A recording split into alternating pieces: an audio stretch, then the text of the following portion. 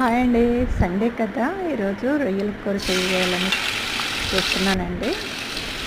వీటికి కావాల్సింది ఉల్లిపాయలు, పచ్చిమిరపకాయలు, అల్లం వెల్లుల్లి పేస్ట్, గరం మసాలా, కొంచెం టమాటా వేసి చేస్తున్నానండి. ఉల్లిపాయలు పచ్చిమిరపకాయలు వేగేయండి, రొయ్యలు వేసాను. తర్వాత ఉప్పు,